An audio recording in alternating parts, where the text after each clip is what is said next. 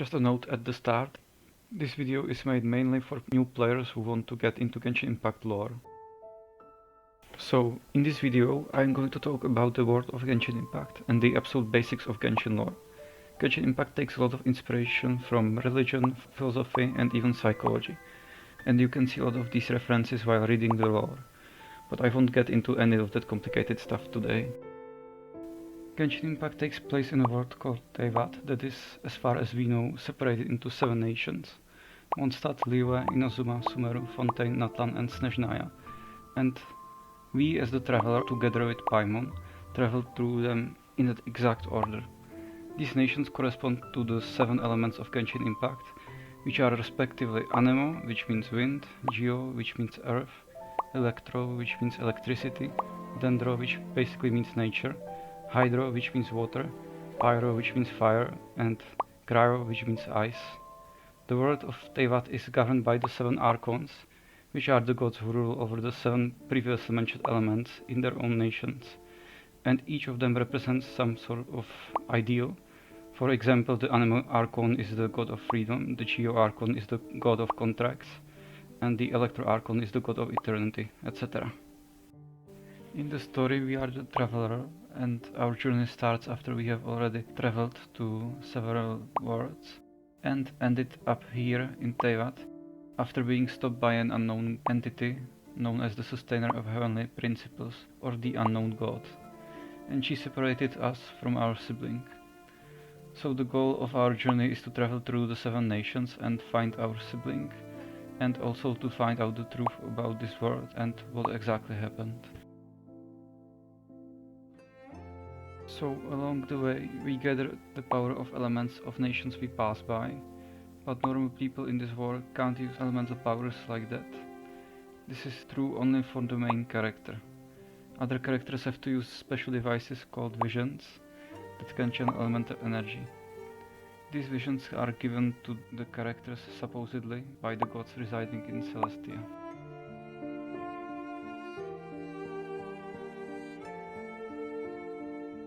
Celestia is this floating island in the sky that you can actually see in the game, where the gods, not the actual Archons, are supposed to reside, though we don't know for sure if that's exactly the case. We also know that every vision holder is capable of ascending to Celestia, although not many such cases are known. At this point in the story it is hard to say if Celestia is on our side or if it's our enemy, but most people probably think of it as an enemy, or at least are suspicious of it.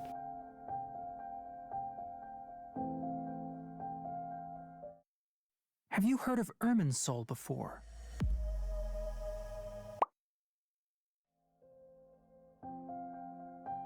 One of the most important things I need to mention in regard to the lore is Irminsul and Ley Lines.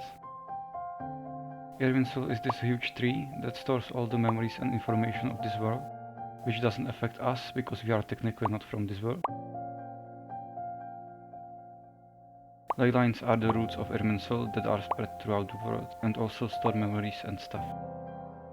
This all may seem like a pretty nice world to live in, but the people who like the lore soon learn that that's not exactly the case, and that there are some hidden facts that we uncover on the way, which I'll hopefully be explaining in some other videos. Through our journey we also meet a lot of enemy factions that are trying to get in our way. The first of these factions is the Abyss Order, which not much is known about, and I won't be explaining it in detail in this video. What we know is that they are basically enemies of humanity, civilization as we know it. They also come from the Abyss, which is a mysterious realm that we don't know much about. The next enemy faction is the Fatui, which is an organization made of soldiers who fight for the Tsaritsa, aka the god of ice, and are trying to gather the 7 Gnosis, which can also be called the hearts of gods, and they are something like a power source, and that keeps them connected to Celestia.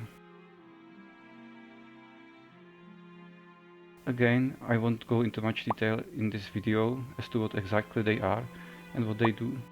It's pretty complicated.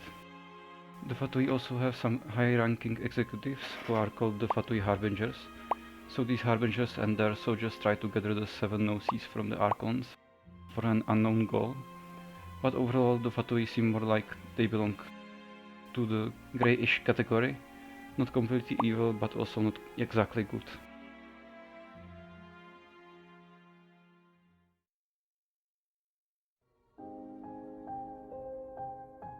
So now I would like to get to the real lore of Genshin, just for a bit.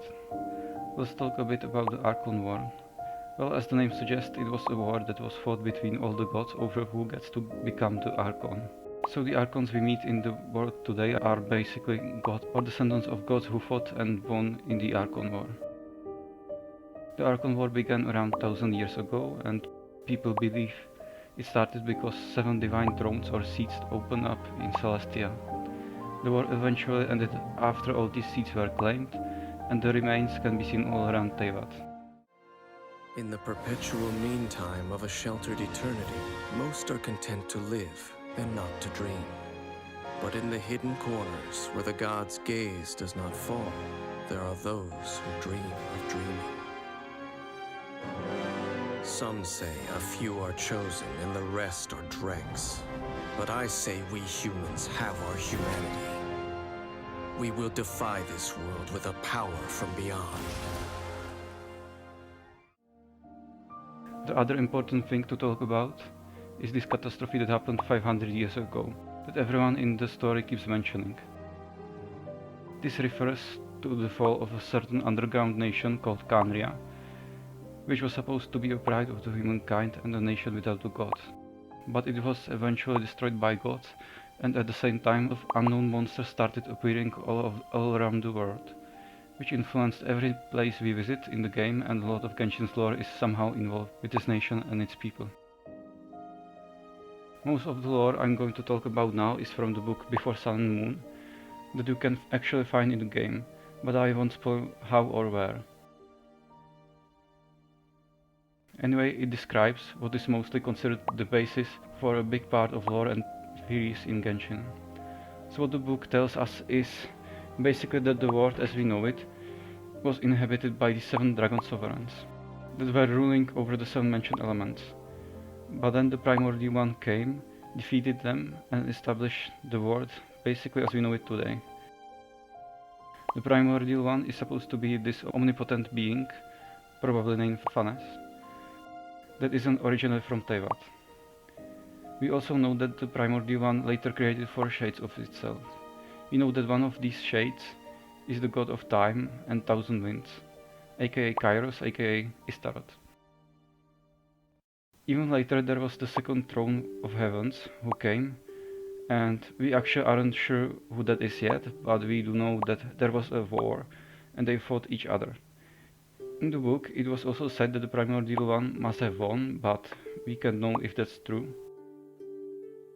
In fact, many people suspect that he lost. We also know that Celestia doesn't want any of this to be known and is prepared to punish anyone who discovers this. Alright, that's about all I wanted to say in this short video. I hope this will serve as a basis for the upcoming lore videos that I plan to do. And hopefully it wasn't that confusing.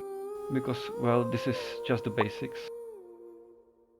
Also, I know I didn't mention a ton of important things, but if I did mention them, then this video would just no longer be an introduction.